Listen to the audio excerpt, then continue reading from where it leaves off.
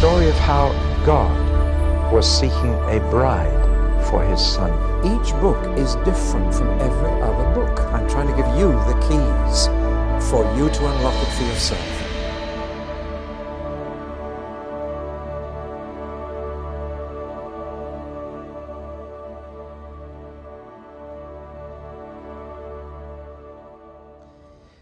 There's a double thread running right through the Old Testament, which requires an explanation. On the one side, the Old Testament claims that the God of the Jews is the God of the whole universe. Now, in those days, every nation had its own God, whether it was Baal or Isis or Moloch or whoever. So religion was strictly national. And therefore all wars were religious between one God and another, or between one God's people and another God's people. And therefore Israel's God, called Yahweh or being or always, was considered by other nations to be the national God of Israel. And since every nation had its God, that was understandable. But Israel herself claimed that her God was the God above all gods. That phrase is used in the Old Testament. They went even further and said, and our God is the only God who really exists. All the others are figments of human imagination. And then they went even further and said, it's our God who not only made but maintains the entire universe. Now, such claims were, of course, offensive in the extreme. And you find these claims made in Isaiah, particularly chapter 40, in the book of Job, and in many of the Psalms. Now that's one side of this twofold thread that goes right through the Old Testament, that the God of the Jews is in fact the God of the whole universe. The other side of that is that the God of the whole universe is the God of the Jews. And they were really claiming that the creator of everything that is, the most distant stars flung into space, had actually made a very personal and intimate relationship with one little group of people on earth.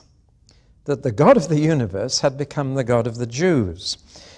In fact, he had identified himself with one family on earth, with a grandfather, a father, and a son. That the God of the entire universe was now calling himself the God of Abraham, Isaac, and Jacob. Now, can you imagine how other nations reacted to that? It's an incredible claim. Now, this astonishing twofold claim that the God of the Jews is the God of the universe, and the God of the universe, especially the God of the Jews, is explained in Genesis. And without Genesis, you would not have any ground for this astonishing claim. As I've said before, if you only had a Bible that began at Exodus, you would think, well, this is just about the God of the Jews. But Genesis says, no, it's the God of the whole universe who has become the God of the Jews and is not embarrassed to call himself by just three men who belong to that tiny people. Now remember that Genesis actually covers more time than the whole of the rest of the Bible put together. From Exodus to the last bit of Revelation covers around 1,500 years, a millennium and a half, whereas Genesis covers the entire history of the world from the beginning right through to Joseph, which is far longer. So when you read the Bible, you realize that time has been terribly compressed in Genesis. It covers many, many centuries. As compared to the whole rest of the Bible, it's a longer period. Then when you look into Genesis itself, you find a very strange proportion of space given to the different parts of history. Chapters 1 to 11 form a quarter of the book, quite a short section, and yet cover a very long period, centuries, and also talk about many people, even many nations. But the second half of Genesis, chapters 12 to 50, which we're now looking at, is a much longer section. It's 3 times as big as 1 to 11. It's 3/4 of the book. Yet it only covers a few years, a very short period. And it only covers a few people, in fact, one family. and only 4 generations of that family. There's a huge disproportion here if it claims to be the history of our world. And yet it's quite deliberate, and that proportion has a message in itself. So there's a kind of slowing down of history in the book of Genesis. There's a zooming in from the whole world and all its people to one family. And that is very deliberate, because we're looking at history from God's point of view. And God began by dealing with the whole human race and the whole of history, but then he focused in, he zoomed in on this one family, as if they were the most important family who ever lived. And from one point of view, they were. They were part of that very special line from Seth of people who called on the name of the Lord. And people who call on his name are, in his mind, his eyes, more important than anybody else. Because they are the people through whom he can fulfill his plans and purposes. So that's why we have this very strange proportion. You see, the Bible is not God's answer to our problems, it's God's answer to God's problem.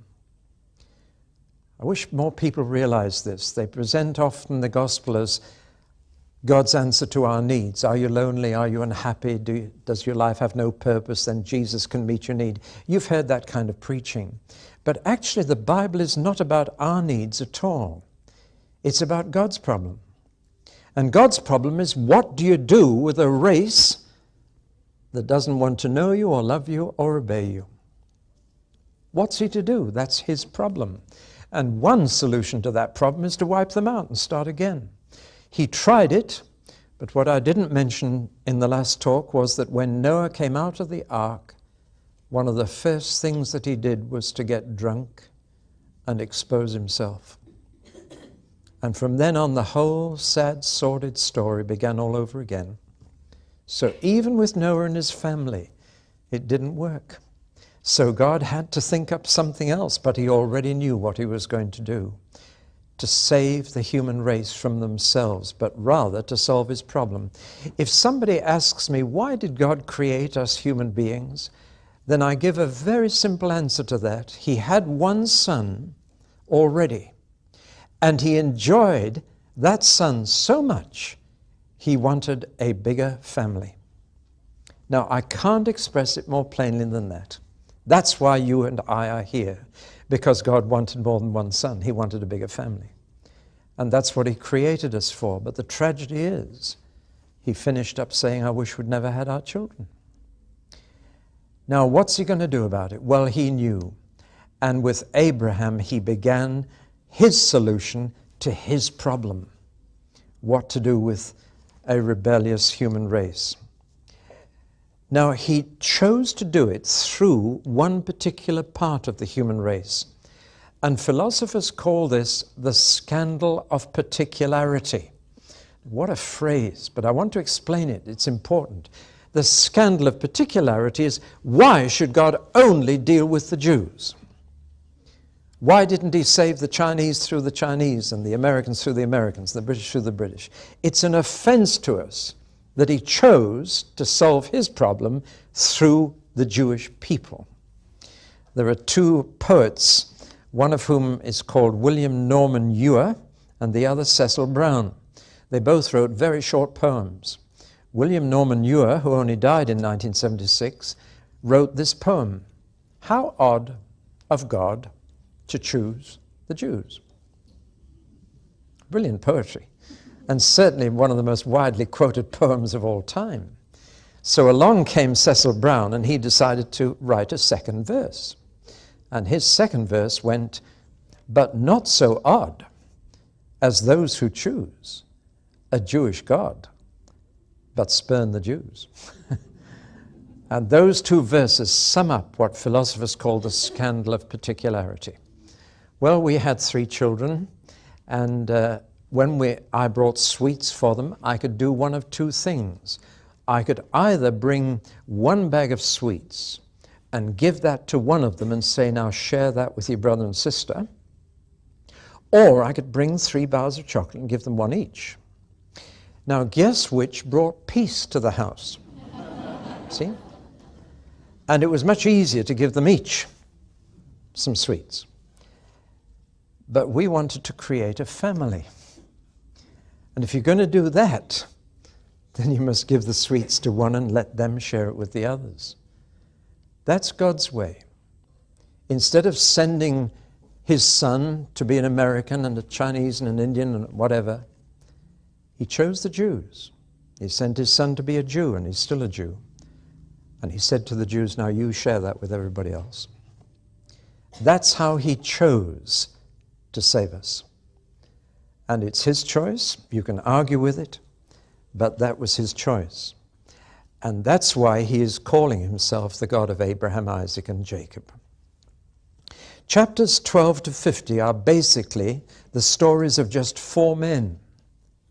And yet 3 of them are classed together, and one is quite different. We're only going to look at the 3 in this talk, and the 4th generation in a separate talk. He's quite different. God never called himself the God of Joseph. He is the God of Abraham, Isaac, and Jacob, just the 3 generations. And we've got to ask why. And as we study the stories of these 3 men, we're going to notice that there's a kind of counterpoint, a kind of contrast between these men and one of their relatives. So the counterpoint to Abraham is his nephew, Lot. The counterpoint to Isaac is his stepbrother, Ishmael. The counterpoint to Jacob is his twin, Esau. You notice that those relations seem to get closer and closer, from nephew to stepbrother to twin. And God is again showing there are still 2 lines running through the human race in very stark contrast to each other. And the stories invite you to line yourself up with one line or the other. Are you a Jacob or an Esau? Are you an Ishmael or an Isaac? Are you an Abraham or a Lot? And as you read through these chapters, that's the question you should ask yourself. Who is your kind? Who do you line up with? So it's basically the story of 4 men. Now there are objections from those who don't want to believe these chapters, who say they're legends or sagas, the kind of folk tale that arises. There may be a nucleus of truth in them, but they're simply legends that have grown up around these men. I don't see why people should object like that. For one thing, the novel as such is a recent form of literature. Novels were totally unknown in Abraham's day. Nobody wrote invented stories. Fiction is just not there. It's not a form of writing in that day. They wrote down what happened. They didn't stretch their imagination, much less engage in what is now called faction, which is a mixture of fact and fiction, and many TV plays are faction. One of the things that tells me these stories are true is that there are no miracles in them. You'd have thought if people were going to invent stories about great men of God, they'd have attached all kinds of miracles. There are hardly any miracles in the book of Genesis. Have you ever noticed that? There are dozens in the book of Exodus, but hardly any. Yet legend is usually stuffed with miraculous or magical things happening. These stories don't have that. Furthermore, nobody has found a single anachronism in these stories. Let me tell you what I mean. If Genesis said that Abraham picked up the telephone and got in touch with Isaac, that's an anachronism. And you just know that's false because there were no telephones in those days, much less faxes.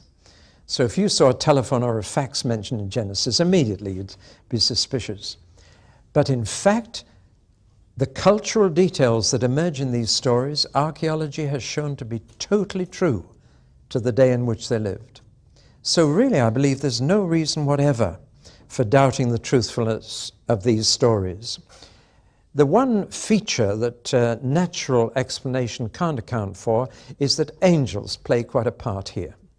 But they do right through the Bible, especially during the days of Jesus and even more in the book of Revelation. So if you've got problems with angels, you've got problems with the whole Bible.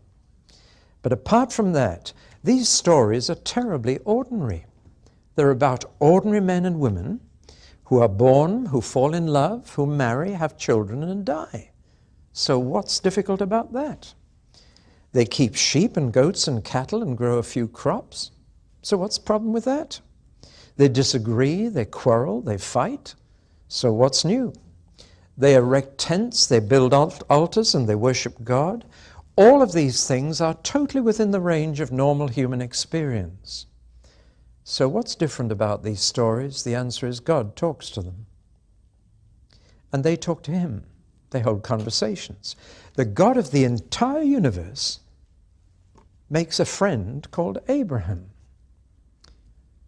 That's a wonderful epitaph. Wouldn't you like that on your gravestone? Friend of God. It was God who called him. That's my friend, Abraham. Now that is incredible, isn't it? That the God who flung all the stars out there says, he's my friend, this man Abraham. That is the scandal of particularity. People can't cope with a God who makes personal friends. No, they feel that somehow it's not on. And yet that is the truth of what happens here. Now the big question is, why should God choose to identify himself as the God of Abraham, Isaac, and Jacob, or to give them their Hebrew names, Avram, Isaac, and Yaakov? Why should he identify himself with them? What's so special about them? And that's the question people have been asking ever since. What's so special about the Jews? Why should they be the chosen people and not us? Or that's the implication when they say, why should they be the chosen people? You can almost hear them saying to themselves, and not us, because we're so much more important or gifted or whatever than them. It's not true.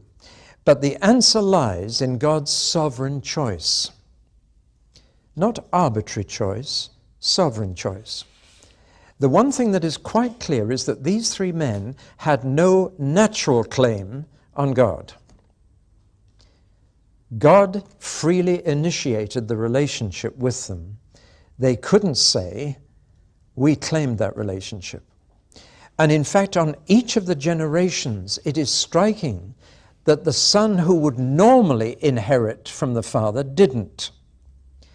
Because in those days, the eldest son inherited the family business and the family wealth. And yet in each generation, God chooses not the eldest, but the youngest son. He chooses Isaac, not Ishmael. He chooses Jacob, not Esau. As much as to say, nobody has a natural claim on my love. It's just my love that I give to you. So it was not a question of straight heredity through the eldest son. Neither Isaac nor Jacob were the firstborn. And what they inherited was a free gift every time. So they had no natural claim. More striking is the fact that none of these three men had a moral claim on God. Not one of the three could claim to be better than everybody else. In fact, the Bible is an honest book and tells us that all three of them were liars. All three of them. We are not given stained glass pictures of these three great saints. We are given a picture of very ordinary men like us who had their weaknesses. Both Abraham and Isaac lied through their teeth about their own wives to save their skins. So what have they got that others haven't? Why should God choose them? And Jacob was the worst of the three. There's not one of you would like to have Jacob as a relative. You'd be scared stiff of what was going to happen to your money or anything else. He was a schemer. Mind you, he was paid back. I cannot read one verse in the Bible without giggling. And it's the verse, and lo, in the morning, behold, it was Leah. I mean, you know the story, don't you? It's the first morning of his honeymoon. He went, and he's got the ugly sister. Because he went to bed in the dark and she was veiled all through the wedding. And he'd worked 7 years to get the pretty sister. And his father-in-law's palmed off the ugly. Now, if it happened to you, you wouldn't laugh. But if it happened to your best friend, well, I mean, the humor in the Bible comes across, doesn't it? But the lesson behind that verse is very profound. Whatever a man sows, that shall he also reap. Here's the man who cheated his own blind, aged father. And now somebody's cheating him. He can't complain about that, can he? That's the biter bit. These are very human men. They have weaknesses. They make mistakes. They do the wrong thing. And some right things too. So why should God say, I'm the God of Abraham and Isaac and Jacob? Well, we must search these chapters for something more. All of them were bigamous, even polygamous. What did they have then? The answer is there is one thing marked out these three men. It's a very simple thing. Faith. These men believed in God. And God can do wonders when a man believes. God would rather have a believing man than a good man. In fact, he even said to Abraham that his faith went down in God's book as righteousness. It was reckoned to him as righteousness. The best thing you can ever do is to believe in God. Jesus once said, when he was asked, what must we do to do the will of God? What does God want us to do? And Jesus was quietly, he said, believe on the one he sent. That's all. Faith is the beginning of a good life. You may do many good deeds, but if you're not a believer in God, where does that leave you? And God reckoned Abraham's faith was righteousness. And Isaac shared that faith, and Jacob had that faith too, in different ways, for they were very different people, different personalities, different temperaments. But the one common thing was they had faith, and they showed it in very different ways, as I've said. Abraham showed it by leaving Ur of the Chaldees. I thought you might be interested to see this. That's a big ziggurat, as they're called, a tower reaching to heaven, in Ur of the Chaldees, where Abraham lived. It was a very impressive place, was Ur. I thought you'd be interested in this. That's a typical fireplace in a house in Ur in Abraham's day. Would you believe it? They were a highly sophisticated, cultured city, terribly advanced for their age. And God said to a man sitting by a fire like that, I want you to live in a tent for the rest of your life. And the man was 75. Would you leave a fireplace like that and live in a tent up in the mountains where it's cold and snows in winter for the rest of your life at the age of 75? But if that old man had not done so, you wouldn't be sitting here now. For that was Abraham. Just thought you'd be interested to see what an amazing place he left, to live in a tent up in the hills and to look after a few sheep and goats, because God said, I want you to come with me to a land you've never seen, and you'll never see this land again. I want you to leave your family and friends. Abraham actually took his father and his other members of his family halfway. He got as far as Haran, and they decided they'd had enough, and they settled there. And Abraham went on alone with his nephew Lot, this old man. But he believed God. And he even believed that God could give him a son. Well, considering his wife was 90 at the time, it's no wonder that when the boy came, they called him Joke. Isaac, Hebrew for laugh. And they called the little boy Joke. What a joke, because Sarah, when she heard that she was going to be pregnant at that age, she just roared with laughter. And God heard that laughter too. But what faith! Mind you, his faith shook a little. He waited, first of all, 11 years, and the boy never turned up, and his wife got older and older. And when she suggested that Abraham try and get the boy through one of the young maidservants, he did. That's how Ishmael got born. But Ishmael was not a child of faith. He was a child of the flesh. And God didn't choose him. Now, don't ever think that that was unfair to Ishmael, because God blessed Ishmael, and he promised him that he'd be the father of many nations and produce 12 princes. And he's the father of the Arab nations today. So God didn't put him down, but he didn't choose him. Not for that line of faith, because Ishmael didn't show faith.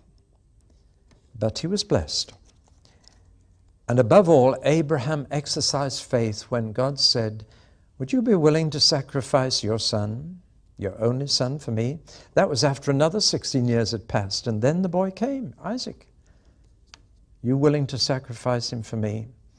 And it tells us that Abraham was willing to kill Isaac as a sacrifice because he believed God would raise him from the dead after he'd killed him. Now, considering that God never had done that before and had never caused a resurrection, that was some faith. But that's why he was prepared to do it. And the reason why he was prepared to believe that God would raise Isaac from the dead was because he had been able to conceive Isaac when he was a very old man, when, as the Bible says, his body was as good as dead. Therefore, he said, if God can make my dead body produce life, he can also raise my son from the dead. What faith! Isaac, his faith was shown that he submitted to be sacrificed when he was in his early 30s. Every picture I've ever seen of Abraham offering Isaac was a little boy of 12. Is that the picture you've got in your mind? You'll never find a Jew believing that, because the Jew knows his Bible and he doesn't divide it into chapters as we do. After the sacrifice of Isaac, the very next thing that happens is Sarah's death, the age of 127, when Isaac is 37. And that's the next event after the sacrifice. So Isaac was in his early 30s, and he submitted to his father Abraham, an old man. And he did it on a mountain called Moriah, which later became Golgotha, or Calvary. It's an amazing story, isn't it? Well, I'm jumping ahead to the next talk, so let's get back to this one. Jacob. Oh, by the way, Isaac also had faith that God could choose his wife for him. And he accepted the wife of God's choice, Rebekah. Next thing to notice is that Jacob had faith. Mind you, at first, he had faith in himself. He could manipulate the blessing, and he did. And by scheming and deception, he got the blessing. But at least it showed someone who wanted to be blessed, which is good. But later God had to break that man, and he limped for the rest of his life. After wrestling with God all night, he walked like that for the rest of his life. But from then he really believed God. And he believed that his 12 boys would become 12 tribes. These men, in spite of all their weaknesses and their failures and the mixture of good and bad, they shine as men who believed in God. They had faith. And therefore, when you look at the contrast in their relatives, you find people of flesh rather than faith. You find materialists rather than those with spiritual vision. We find a Lot who chose deliberately to go down into the fertile Jordan Valley rather than live in the barren hills. Abraham and Lot's families had a bit of a disagreement, and Abraham said, we better live separate. That's wisdom sometimes. And Abraham said, Lot, you can take first pick of this land. Where do you choose to live? And I'll go somewhere else. Amazing that Abraham should say that to Lot. Should have been the other way around. But Lot looked down into the valley where the Jordan River snaked through, where there was a jungle, very fertile, warm, tropical climate, and the whole place appealed to Lot. And he said, I'm going down to the valley. It looks good. Abraham said, all right, I'll stay up in the hills. But God is the God of the hills. And Lot just went after his eyes.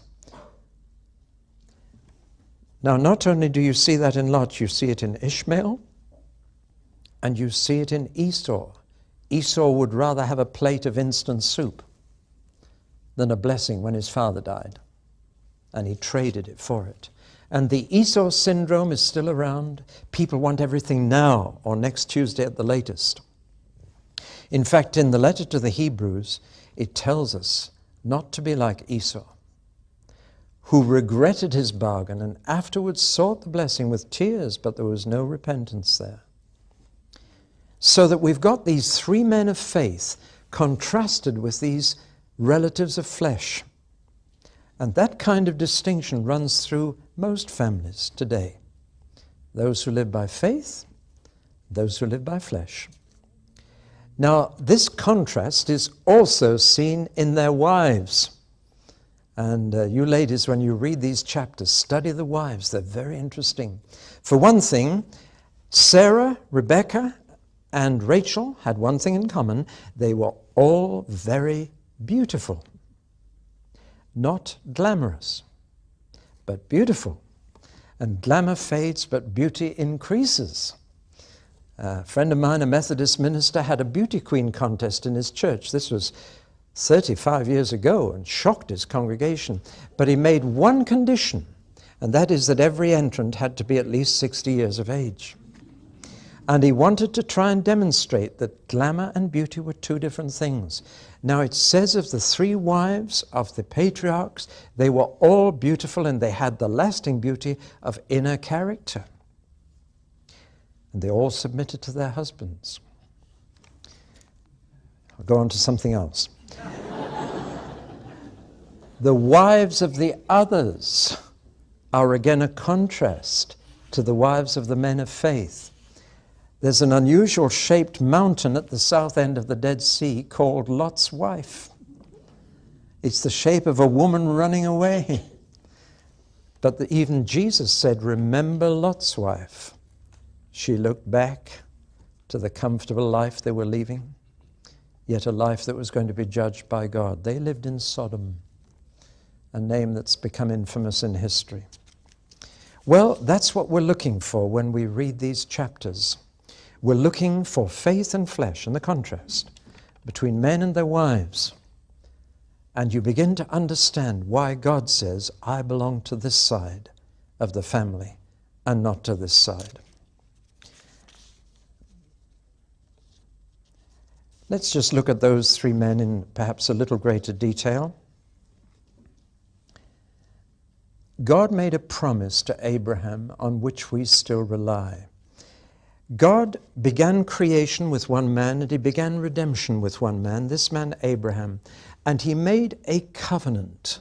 That's a beautiful word that goes right through even to when we take bread and wine together, for this is the blood of the new covenant. But this word covenant is very precious. It is not the word contract. It's not a bargain struck between 2 parties of equal power and authority. A covenant is entirely made by one party to bless the other. And the other has only 2 choices, to accept the terms or to reject them, but they cannot change them.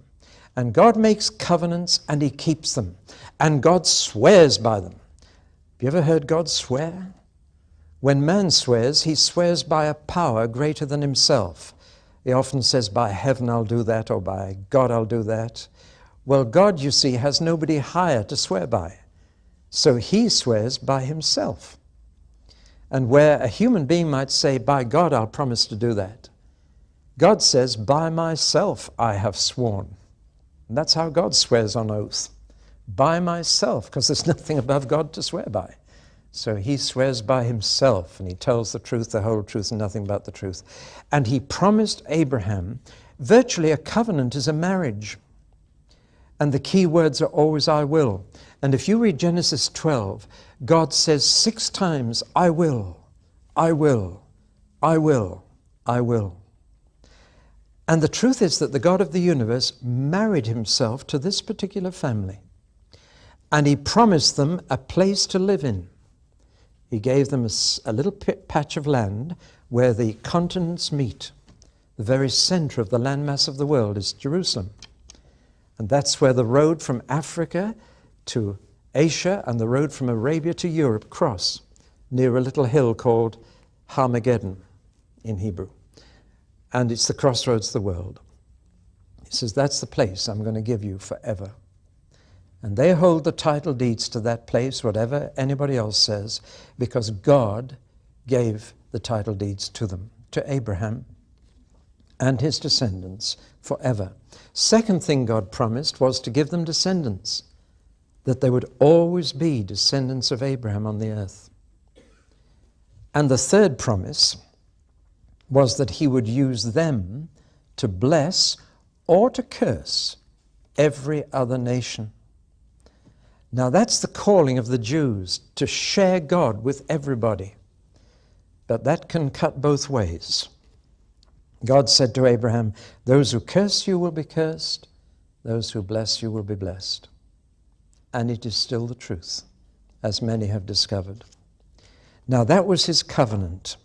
In return, God expected first that every male Jew would be circumcised as a sign that they were born into that covenant. And second, that Abraham would obey God and do everything God told him. And that covenant is at the very heart of the Bible. And on the basis of that covenant, God said, I will be your God, and you will be my people. That phrase is repeated all the way through the Bible until the very last page, and there it is again. I will be their God, and they will be my people. A lovely phrase, that. God wants to stick with us. He wants to stay with us and live with us. And as you know, at the very end of the Bible, God himself moves out of heaven and comes down to earth to live with us on a new earth forever. He wants to live with us. He wants to be family. He wants to be our Father. That was the whole purpose behind creating our universe and ourselves. Well, how am I doing for time? 2 minutes. Then I better begin to leave it there. I'll just say this, that Jacob, the most colorful of all, the mother's boy, even when he was born, he was holding the heel of his twin brother Esau, the red-haired brother he had, grasping from the very beginning, but God dealt with him. Esau went actually to live in a place we now call Petra. Some of you may have seen these amazing temples carved out of the red sandstone. Esau went to live here and formed the nation of Edom. And the hatred between Ishmael and Isaac is still in the Middle East, between Arab and Jew. But the hatred between Esau and Jacob has gone, because the last Edomites were known by the name of Herod. And it was a descendant of Esau that was king of the Jews when Jesus was born, and who killed all the babies in Bethlehem to try and get rid of this descendant of Jacob who was born to be king. Finally, I'd just like to point this out. Abraham, Isaac, and Jacob all showed their faith in one extraordinary way. They all, each of them, left to his son what he didn't possess. Abraham said, son, Isaac, I'm leaving the whole land around you to you. And Isaac said to Jacob, I'm leaving the whole land to you. And Jacob said to his 12 boys, the whole land I leave in my will to you.